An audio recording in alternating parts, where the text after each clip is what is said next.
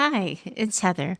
Before we start today's episode, I want to take a quick minute to talk with all of you, not to add to all of the holiday noise that's about to start everywhere, but simply to be transparent with all of you about what's been happening inside of Mayhem Daughters, our online community, as we move closer toward the new year. When I first opened up Mayhem Daughters, it was a small online support group for daughters supporting daughters between podcast episodes. Over time, it's become something larger. We now have an online community journal club, a growing library of healing resources I've created, and I'm regularly offering coaching and reflection both inside the community and at times through direct messaging, all to help daughters apply what we talk about here on the show. Once you're inside the space I host, you're not on your own. The support continues in real time through group reflection and shared growth.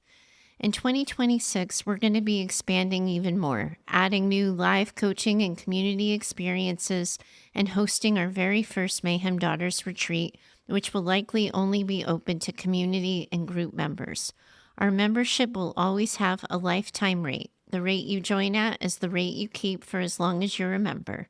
And right now, that rate is $29.99 a month. As of January 1st, the rate for new members is going to be shifting to $39.99 a month as the space continues to grow and evolve. I'm sharing this with all of you now so that if it sounds like something you know you're going to want to be a part of, I want you to be able to join in at the 2025 pricing. You can learn more and join us over at mayhemdaughters.com. Now, on to Mayhem. Today on Mother Mayhem. As a young kid, I would write these deeply heartfelt letters to my mom. I would apologize for my behavior and promise to be a better daughter so that our relationship could be okay. She would read them, set them on the table, look at me, and then say, "We'll see." The tone in her voice said that I was such a bad kid that it may not even be possible.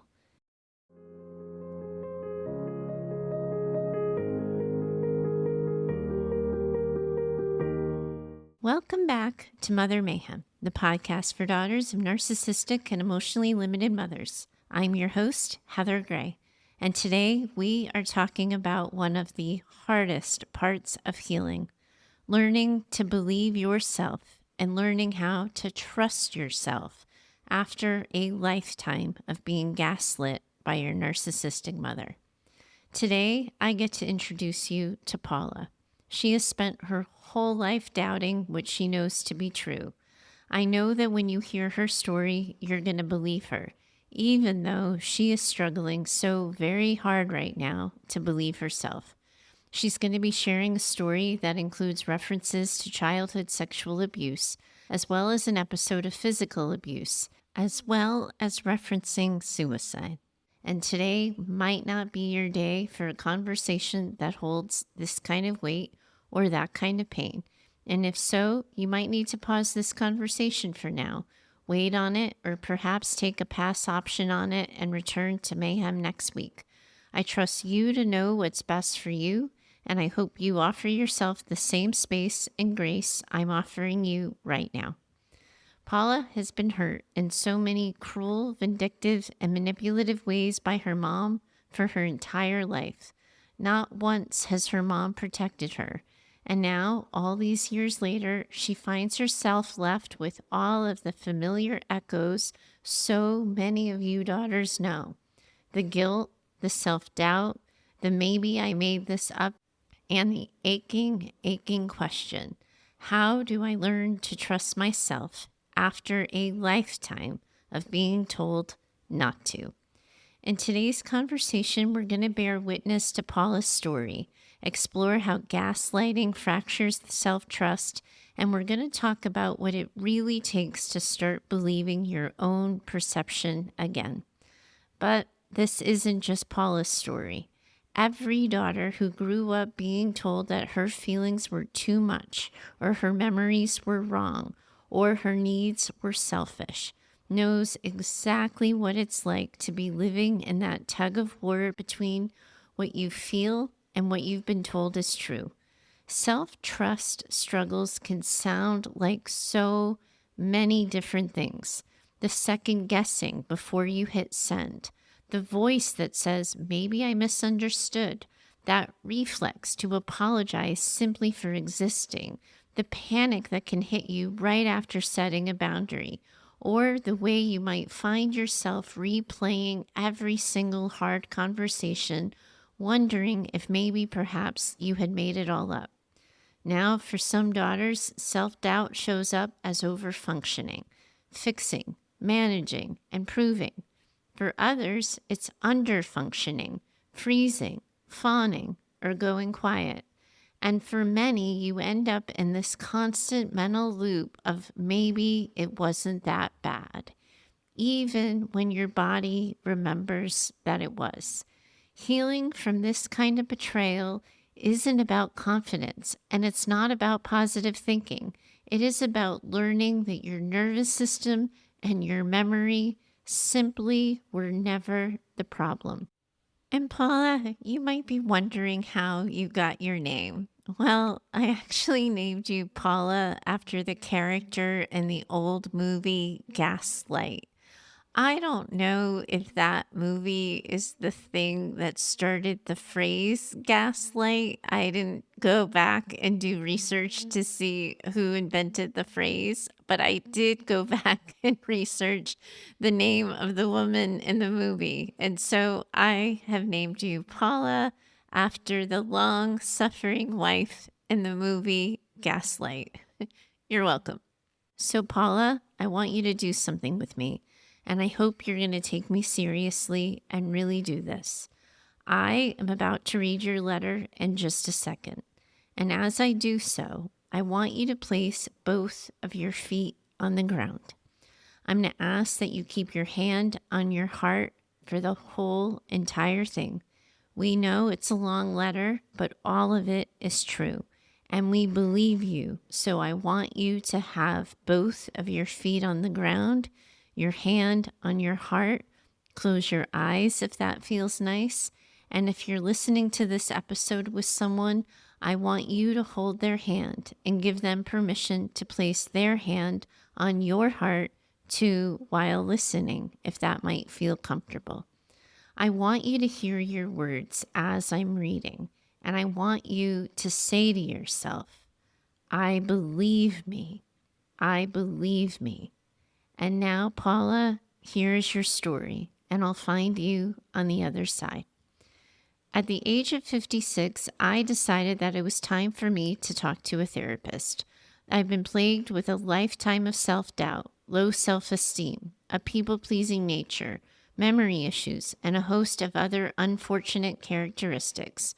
I thought that my issues and perpetual feelings of depression stemmed from a childhood trauma that was committed by an abusive family member, and that I was past due for professional help. I also thought that I should begin this journey by establishing a timeline of events. To do this, I called my mom on March 18th of 2025. I asked about 3 specific home improvements that took place when I was a kid. These home improvements correlated with some of the bad memories. During this call, I didn't bring up the abusive family member. I just asked how we ended up in our house, what year each improvement was done, and how often her family members had visited us. She is one of several kids, and we lived very close to her family. My mom knows about this abusive family member, and a few years ago, she informed me that I had told her about him when I was 3. That's a different story. I think she was alerted to the fact that I was gathering information about him, but I didn't openly address it. After a couple of questions, my mom began talking over me, not allowing me to complete a sentence. She's interrupted me and talked over me for as long as I can remember, but this was more intense than usual. At one point, I had to tell her to stop and let me finish my thought. She paused, but began diverting the conversation by bringing up an old story about how I would not wear a certain clothing item to school in the 1st grade.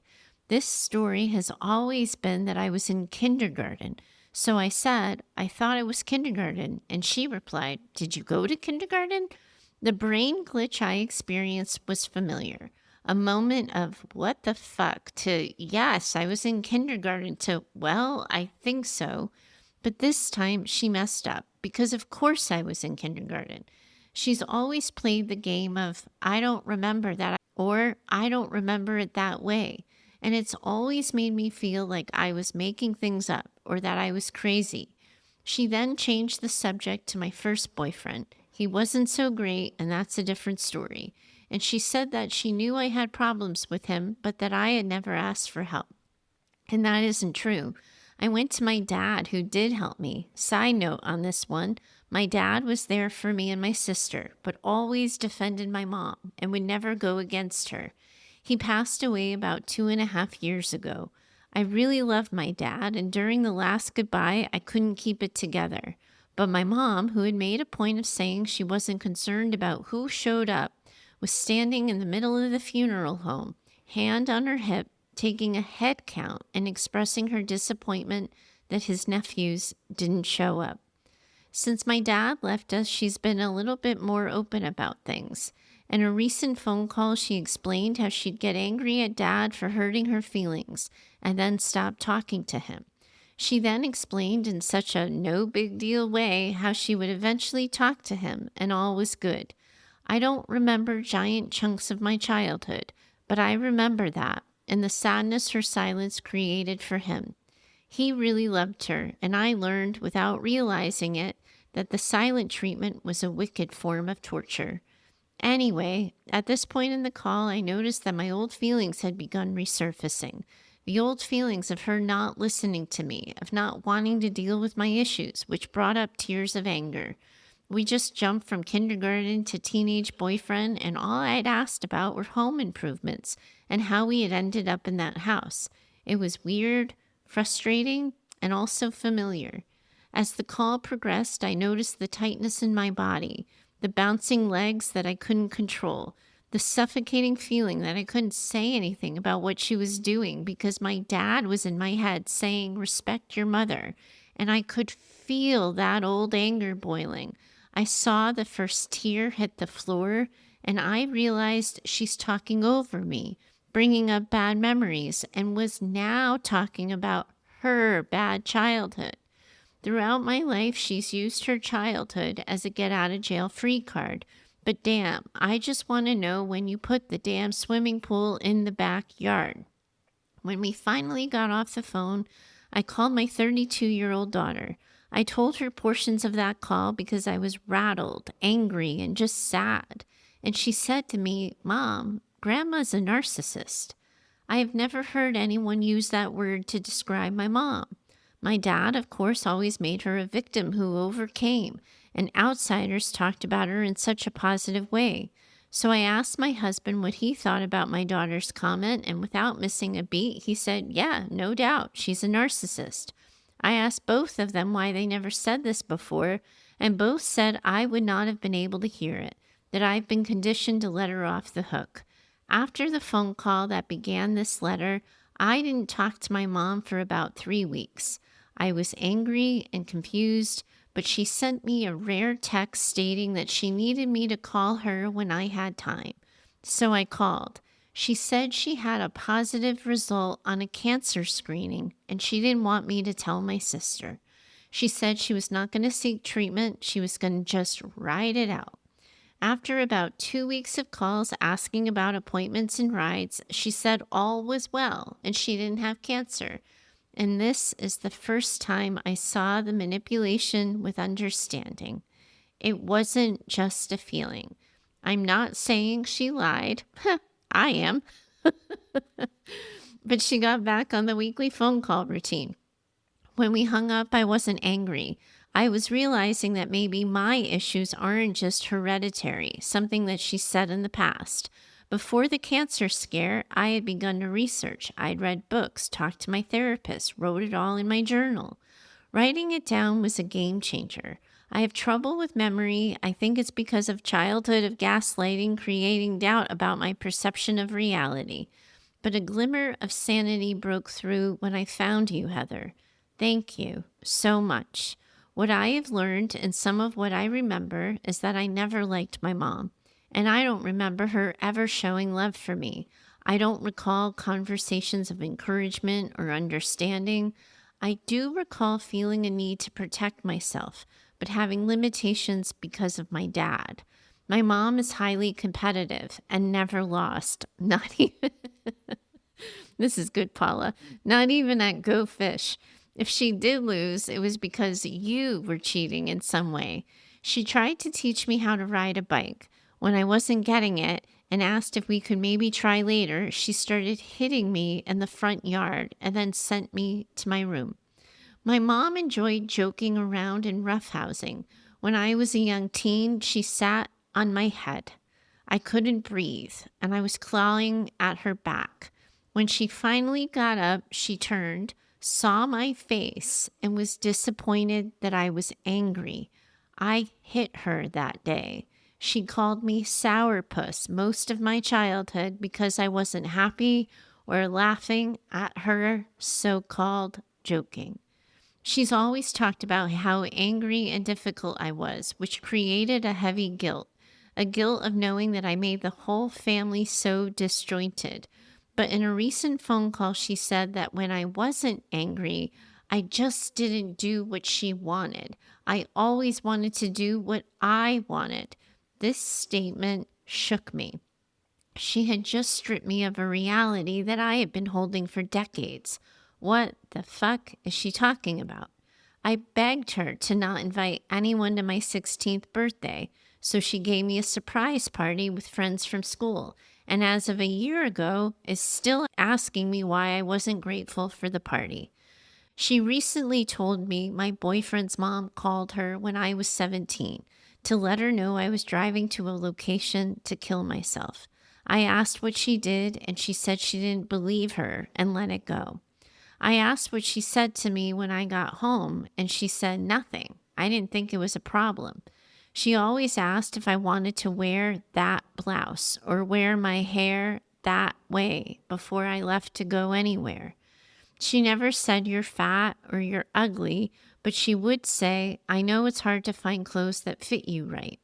When I developed a lifetime array of eating disorders, then it was, you're too skinny, eat something. At 18, I enlisted in the military. It was the best decision of my life. The morning I left for boot camp, she was in bed, as was my dad, and they didn't get up to see me leave. This one hurt because my dad had told me how proud he was that I had enlisted. In a recent phone call, I tried to be understanding of her childhood abuse, but she said she wasn't abused as a child. Her mom was just doing the best she could. That was halting because my entire childhood was filled with stories of how abusive my grandmother had been. All of the little comments, demeaning nicknames, history rewrites, and sentiments of me falling short were just nibbling at my underdeveloped brain. And when I spoke up or yelled out, she would always give me a look of disappointment and say, "You're so sensitive," or "Do you always have to be so mad?" I felt crazy, truly lost in my own head. I could not trust my understanding of what I saw or heard, and it created a great deal of depression that I am still struggling with today. As a young kid, I would write these deeply heartfelt letters to my mom. I would apologize for my behavior and promise to be a better daughter so that our relationship could be okay. She would read them, set them on the table, look at me, and then say, "We'll see." The tone in her voice said that I was such a bad kid that it may not even be possible. It was unnerving. I didn't know what to do, what to think. I just felt that I was a worthless, irreparable person. I would just have to stand up, be polite, walk away. The tears I had then are on my face now. I grew to dislike my mom, but I couldn't always put my finger on why. I felt confused. I was fighting back and trying to protect myself. I just didn't know how. As a very young kid, I was quiet and shy. I didn't create waves. I did what I was told. As a teenager, I got angry and literally fought back. And at 18, like I said, I enlisted in the military and left home for good. But unfortunately, I didn't develop healthy coping skills, and I held on to all of the self-doubt, self-loathing, and anger. I didn't cut ties. I just walked out. Today, I feel an obligation to stay in contact with her, especially now that my dad is gone. I call about once a week and visit once a year with dread. I don't have a relationship with my sister. We aren't angry. We just don't talk. My mom is our go-between, which is a different story. Anyway, this is just a snippet of what I've been learning and remembering from my research, and I now believe my mom is either a very effective gaslighter or a covert narcissist with a sprinkle of overt narcissism. With all of that said, why is it that even though I left home, was able to take care of myself, eloped and got married without telling my family, my husband and I planned and gave birth to our one and only child, just the two of us alone. I didn't tell my mom where I lived for about a year, and I control when I call and if I answer the phone. My parents have been to a place I've lived at only once in 34 years. I've been living my life without my mom. I fought back and I set boundaries for years, but I cannot shake my unhealthy mind. I still feel unworthy and full of self-doubt. I still feel guilt when I don't answer the phone or go to family events. I still have that icky feeling in my throat and the stinging sensation of tears in my eyes about those letters and about the knowledge that she will always just set my feelings on the table and snidely say, "We'll see." And I know all of this is true, but I feel doubt. I feel that it's all in my head and that maybe I'm judging her unfairly. When I talk to her, she speaks of my sister. It appears that my sister was or is much more involved with my parents, and this has created even more doubt. I feel I'm the only one who is feeling all of this and the only one who has left the situation. I can hear my mom and dad saying right now in my head, "So, your mom was abusive, huh?" And that thought can shut me down. This doubt has infiltrated my entire life, and I am in a constant state of having to overcome it. And it pisses me off that I am afraid to say any of this out loud. How do I retrain my brain to get past this doubt? I've made some progress. I'm at least recognizing the problem. I've been more open with my therapist. I'm breathing. I am grounding the hell out of myself. And I have finally sent this letter. How do I learn to believe my feelings, my memory, my husband, my daughter? How do I learn to hear someone say something nice about me and actually believe it? And how do I find validation instead of, maybe this is all in my head. Maybe I'm too sensitive. Maybe. Heather, I'm so grateful for you and the unbelievable way you hear people. You are the game changer. Thank you. Okay. Whew. Paula. I know you have processed so many parts of this really hard story, but I just need to sit with you inside of it for just a moment more. If you don't mind, Paula, even in how you wrote your letter, you didn't name one of the most significant and hardest truths of your life. And if we want you to believe you, we have to start naming the hurts you've been holding. And as I say this next part, make sure your hand is still right there over your heart. Take a deep breath with me. Paula, you were sexually abused as a child. You told your mom, and she didn't even try to protect you. And in not doing so, she ended up allowing it to continue. I believe you. You believe you. Mayhem believes you. We have to name this, and I honestly hated doing that. But if we keep it in the dark and we only reference it around the edges, we make room for shame. And this is not yours to carry, so we need to bring this into the light, as hard as that may be for us to do. The man who hurt you abused you. Full stop. but also so did your mother in not protecting you, not caring for you after you were hurt, and by continuing to put you in harm's way. This is abuse. It's betrayal. And that betrayal lives deep in you. And it has created so many false stories about who you are and what you deserve. You were only 3 years old when you told your mom that a relative was hurting you, when you reached for the one person who was supposed to keep you safe, and she simply didn't care.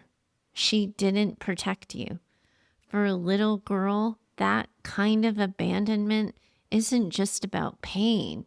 It's disorienting. It's destabilizing. It's dysregulating as fuck. It teaches your body that danger can look like someone familiar. It teaches your nervous system that crying out for help makes you less safe, not more. And so you learn to stay quiet. You learn to figure it out alone. You learn that love costs you your protection.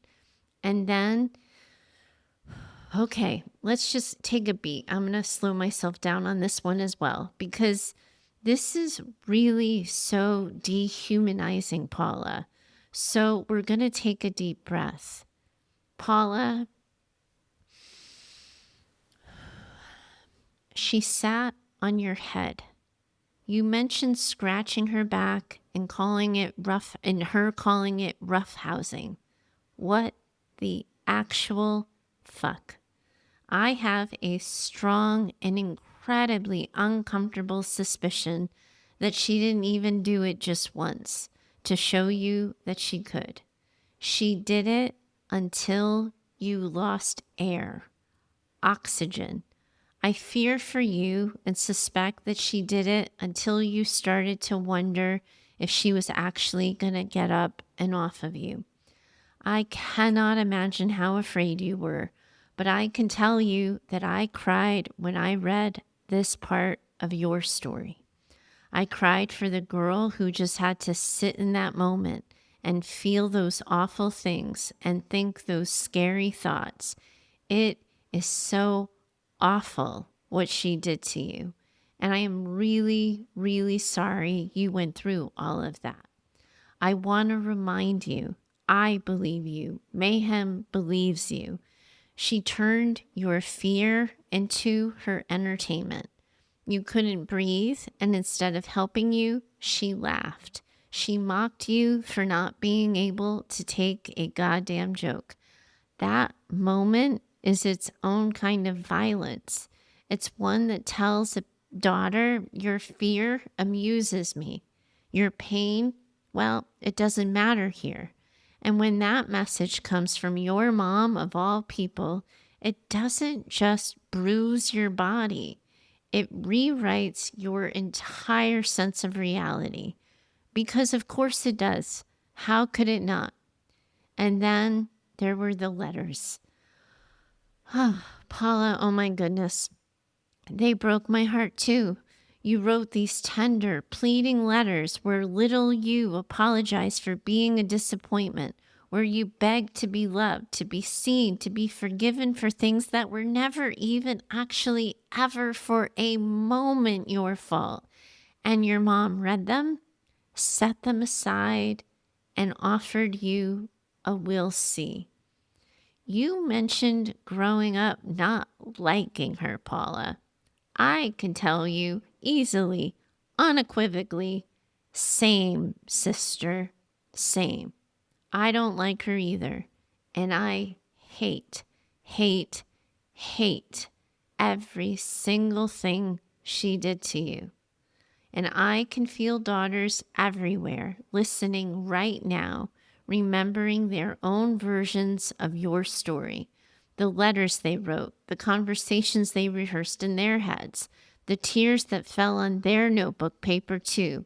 And I can just feel that desperate hope you all carried, the hope that maybe this time your mom might see you. And what they also got instead was silence, a smirk, a shrug, a we'll see. That's also a moment so many daughters have learned that love had terms and conditions, that being good wasn't enough, that being honest was dangerous, that safety and belonging would always depend on keeping someone else comfortable. And then there was the god-awful day you were 17 and in so much pain that you wanted to end your life. And someone actually did try to help you. She called your mom to warn her that you were in danger, and your mom did nothing. Again, she didn't care. She couldn't be bothered. She didn't believe it. She didn't check. She didn't ask if you were okay. She went on with her day. Paula, that was abandonment. Again, abandonment. To know your child might be in danger and simply do nothing, that is another failure on your mom's part. Another betrayal in a long line of betrayals. And so many daughters listening right now know exactly what that feels like. To be invisible in their own pain, to cry out for help and to be met with silence, to realize that their mom's comfort mattered more than their survival. So of course the self-doubt is going to linger. Of course, even now, decades later, you still think, maybe I'm overreacting. Because when your mom refuses to see you in danger, your brain ends up learning that your pain must be invisible. It becomes safer to doubt yourself than to risk being doubted again. And that's what daughters like you end up carrying. Not just the trauma of what happened, but that echo of what never did. This is also about the rescue that simply never came. It's about the apology you have never heard. The mother who never even bothered to turn around to look, check, or hold any kind of accountability with you or with herself.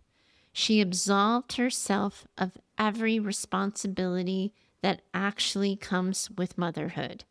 And to every single daughter listening with us right now, the ones who wrote their own pleading letters to their mothers too, the ones who cried and weren't believed, the ones who were mocked, ignored, or punished for hurting, I want you to know this. You were never too sensitive, you were never too dramatic, and you sure as hell were never too much. You were a child asking to be seen. You were worthy of protection then, and you're worthy of peace now. It is one thing to be hurt by someone in your family. It's an entirely different thing to know that that person who was supposed to keep you safe, who was supposed to step in, didn't. That kind of betrayal cuts deeper than almost anything else because it teaches a child that the world isn't safe, and neither are you. When the person who's supposed to protect you becomes the person who disappears, a child learns two things. First, that danger, it can live anywhere. And secondly, that your feelings about that danger simply cannot be trusted. And so your body does what it does. It goes on high alert, but your mind learns to override it. You start scanning every single room for the next threat. But then you tell yourself you're overreacting. You start to remember something, and then doubt creeps in and it starts to whisper, maybe I made that up. You feel anger, and then shame floods in right behind it, saying, don't be mean, don't be ungrateful, don't be crazy. That's what it means to grow up in the fog of gaslighting. It's not confusion, it's survival. It's your brain's way of trying to keep you safe when safety wasn't an option. And decades later, it doesn't just go away. It becomes a nervous system habit. The hypervigilance, the guilt, the need to apologize for taking up space, the blank spots in memory, all of it is what comes from a childhood spent questioning reality. Now, for some daughters, that doubt is going to show up as endless rumination. You'll find yourselves replaying every single conversation, every look, every maybe. But for others of you, it's going to show up as relentless competence, overachieving, fixing, managing, proving. And still for others, it's going to show up as being numb. It's a quiet disbelief that what happened doesn't even matter anymore because naming it would hurt too much. But underneath all of this, it's every version of this wound. I don't trust myself. So let's talk together about how we start repairing that. Now, I do have some concrete steps for how I want you to think about tackling this. But first, I want you to start here, giving yourself and your nervous system permission to believe you.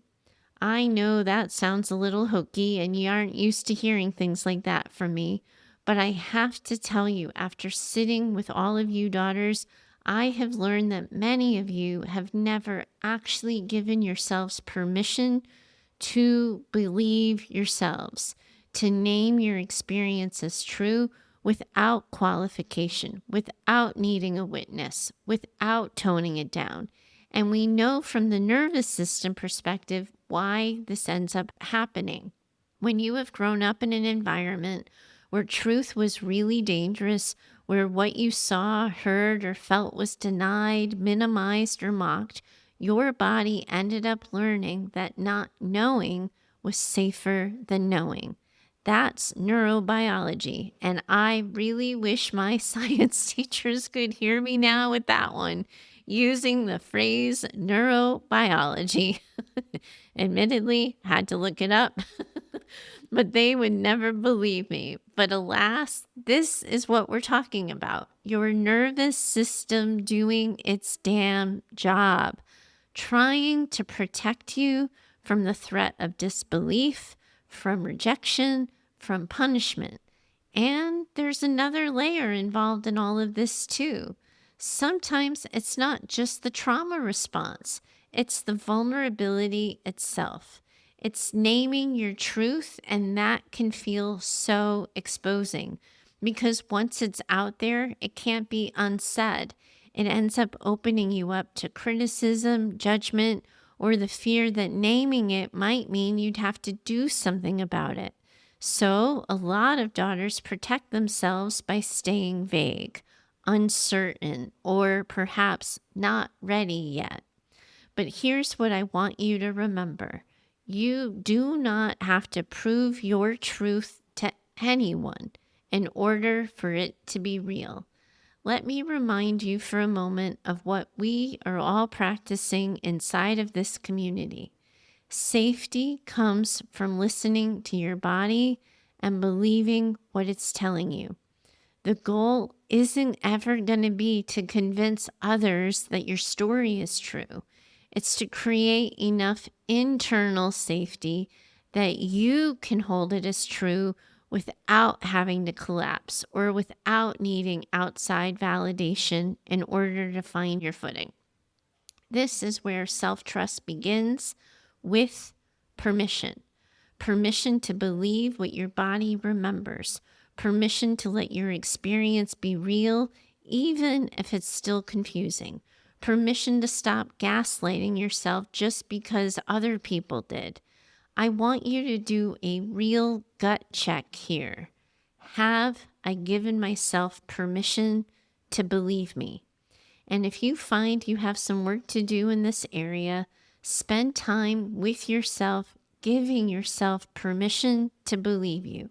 And it is okay to prep your nervous system a little bit by saying something like, hey, I know you used to protect me from things you thought were too painful for me to know about, but I think not knowing is actually starting to hurt me, so I'm going to go looking for the truth now.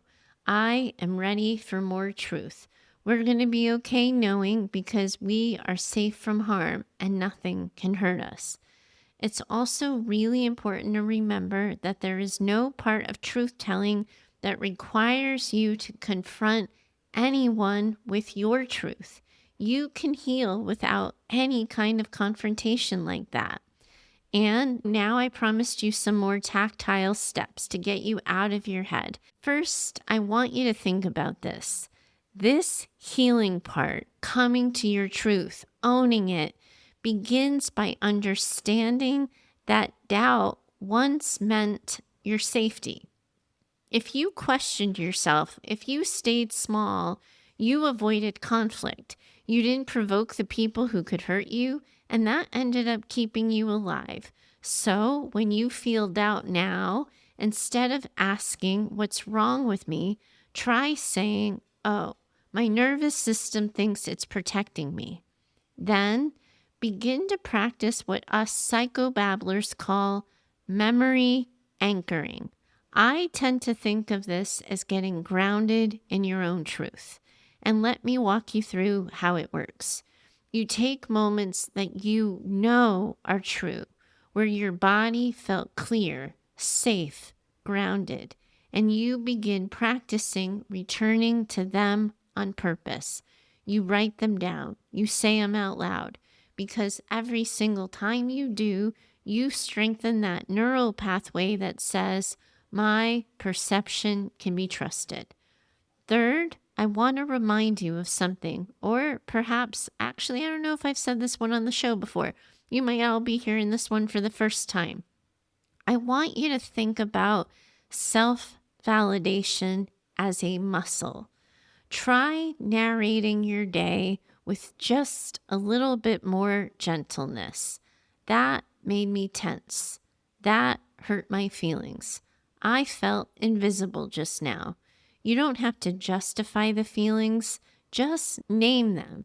Then, the more you witness yourself, the less your system needs external proof.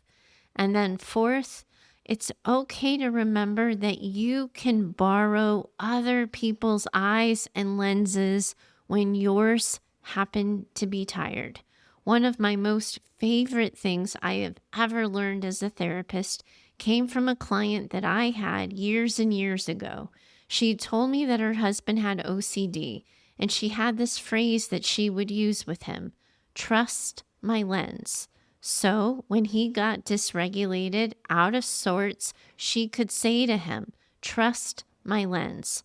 And it was such a powerful thing for me to learn, that when we get weary, it is okay to ground ourselves and how other people see us. Now, obviously, that can't be our only way of believing ourselves, but it is a good tool to have in the toolbox.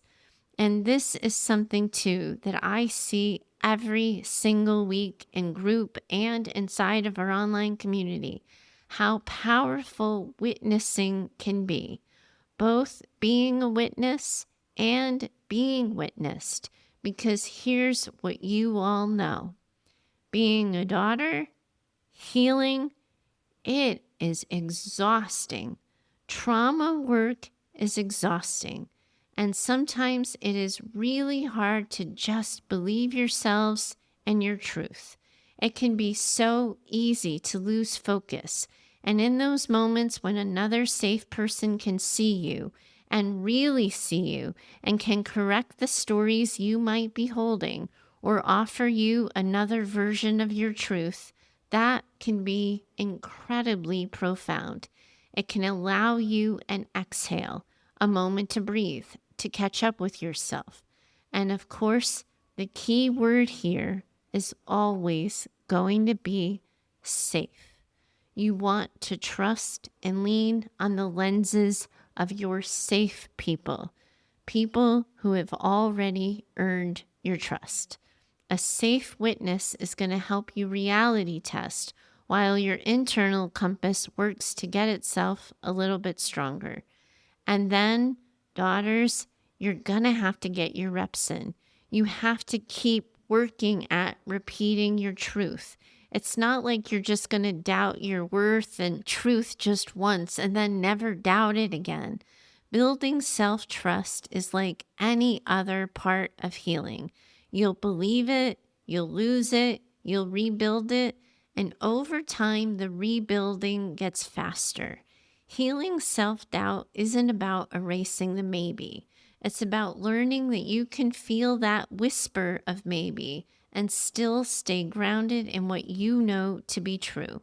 Self-trust grows through repetition, not these single revelatory moments of insight. And Paula, you've already done the hardest part. You left the fog. You found words. You're telling yourself your truth. So if you still second guess yourself, if you catch your breath before you speak, if you rewrite text messages or rehearse conversations, that's just your old wiring trying to keep you safe. For some daughters, healing means learning to say that happened without explaining it away. For others of you, it's learning how to hear a compliment and not deflect it. And for still others, it's finally being able to rest, to let the body unclench, to stop running the old mental math of who's right, who's wrong, who's crazy. There's no finish line here. There's only increasing familiarity with your own truth. And one day you'll catch yourself believing yourself without even realizing you did. That is what it looks like when trust starts to take root. You won't always need proof. You won't always need someone else to see it first. You'll just know in that quiet way that doesn't need convincing that what happened, happened, and that you made it out. And maybe, like Paula, you'll notice that you were never imagining it. You were just living in someone else's distortion. And now you're safe in your own truth, in your own clarity. And oh my God, this is hard, hard stuff. This healing thing is hard. If it were easy, my friends, everyone would be doing it. And I never want any of you to feel like you have to do it all on your own. So do come find us at mayhemdaughters.com. Check out Tuesday group, Thursday group, or consider joining us inside of Mayhem Daughters, our online community. All of you are doing this incredibly hard healing thing together. You are in it together, having the hard conversations together. All of you are in this community of women around the world who are in it together. And I, for sure, most definitely, am in it with you too. Bye for now. If you felt seen in this episode, I want you to know the work doesn't end here. What we're talking about on the podcast, relational trauma, mother wounds, identity, and healing, was never meant to be worked through alone.